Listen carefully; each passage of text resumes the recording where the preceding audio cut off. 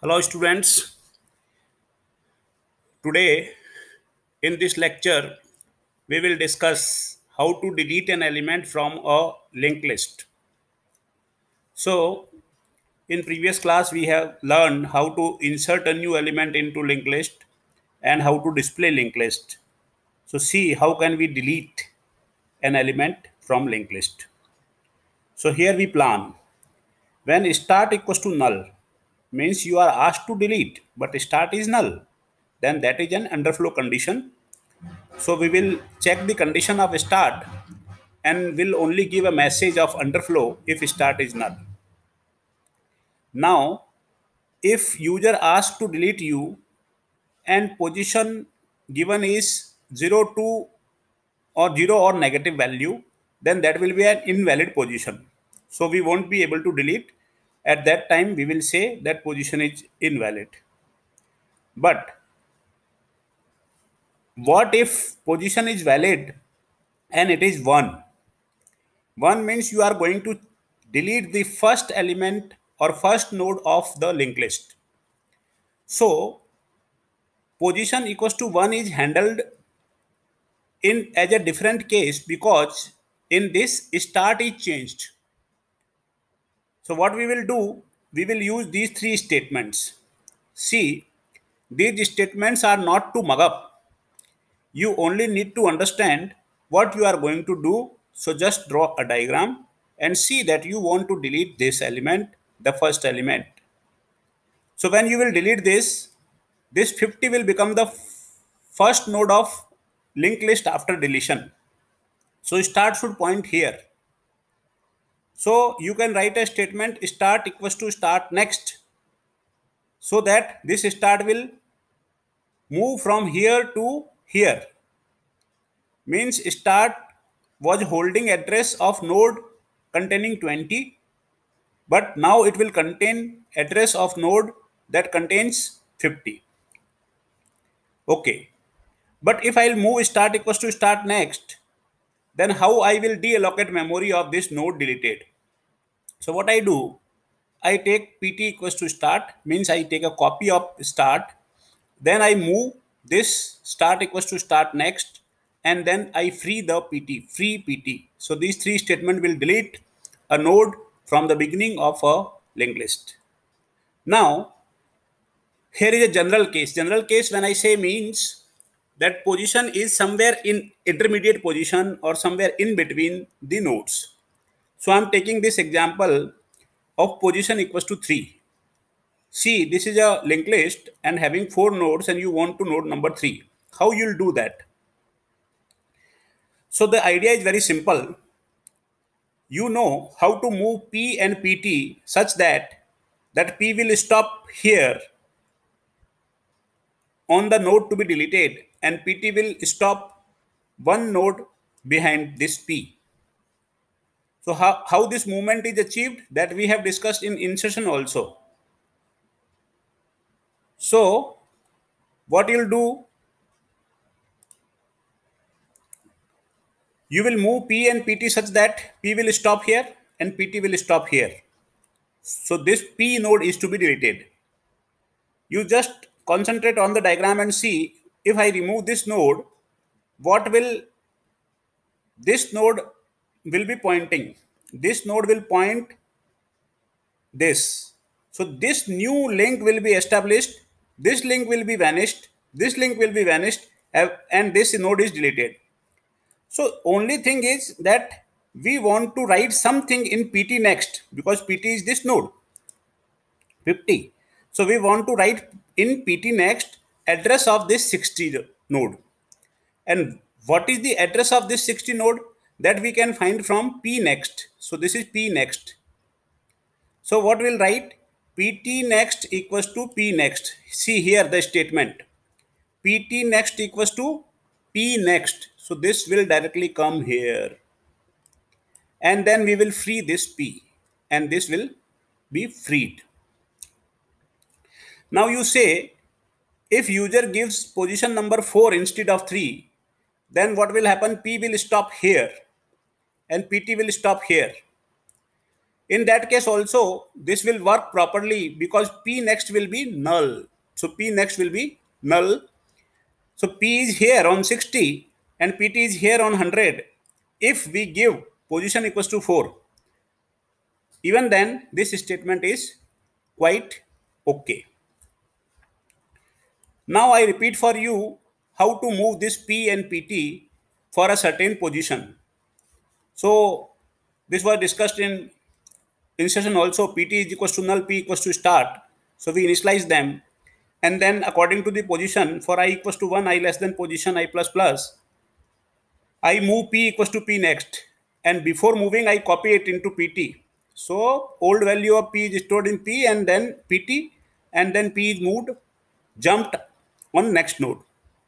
So you watch video of in insertion. Also, if you want to know why I am putting this condition P not equals to null, because if P is null and then you are moving this P equals to P next, that will be an runtime error. So if P not null, then run these two statement else break. So by writing this small code, you will move P and PT to desired locations according to the position value. Now here you see if user gives a wrong position like 5, 6, 7 or 100, because there are only 4 nodes, position can be 1, 2, 3, 4. After 4 there is no node, how to delete? So if user give 5 or greater than 5 position, then P will become null and PT will stay here. So when P will become null, your this statement PT next equals to P next. So this will give you a runtime error because null next is not defined.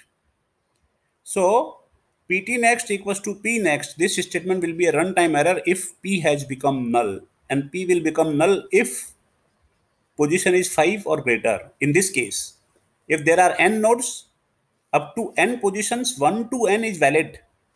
But after that, it will be problematic if we write this statement. So what we'll do, this statement we will write only if P is not null. So the statement general case, what we have done this, so this will be only if P is not null. So I hope you have understood this, how to do. So let us write the code.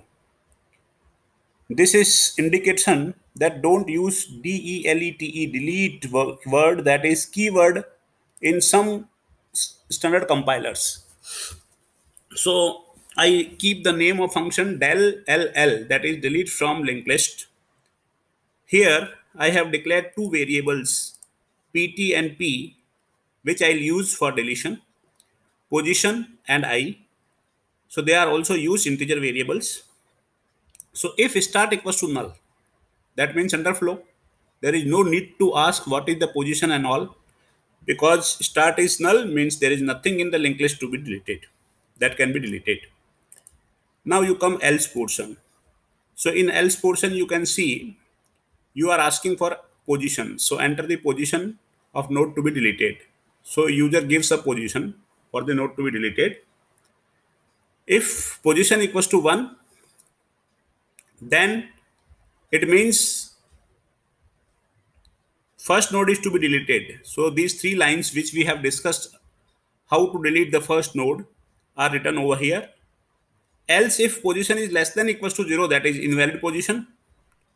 Or else means now we are going to delete, positions are valid, it is not the first position. Then pt and p, so you move pt and p according to the need, according to the value of position. So this code we have already discussed how to move them. Then if p equals to null, it means again invalid position. Like there are only, say there are only 7 nodes and you just say delete the 8th node or delete the 100th node, then that will be invalid, p will become null. In that case we cannot run this statement. Or else means everything okay, everything is okay, this is some intermediate node or the last node, so we will delete it by writing pt next equals to p next and free pt. Then you close the else, the outer else functions, etc. properly. So in this manner, you can do this. So this is the search operation. So I have given only a hint. Do yourself this search operation in linked list. PT equals to start, take flag 0, read value to be searched, counter set 0, and then do this. While PT not null, you keep increasing counter so that you'll be able to tell the position where the value is found if it is found. So if PT info is equals to value, then found at this and counter is this. Finally, you will check if flag is 0 yet. That means value is not found. So you will give this message. See, this loop is closed here. And one thing that I have also told you in your Google Classroom, that while mentioning this hint for search operation, I have forget to write here this PT equals to PT next. Without that, this will be an infinite loop. So please write one more statement after this if within this loop while PT equals to PT next, that will move your PT to the next node. Otherwise, it will not move ahead. It will all print first node again and again, again and again. So this search operation you need to write by yourself. This is because I have explained this search operation while explaining stack queue and the other things, and you have also done this very well in your previous assignments. So do it, write the relation function and search operation also for the linked list which you have implemented. Thank you very much.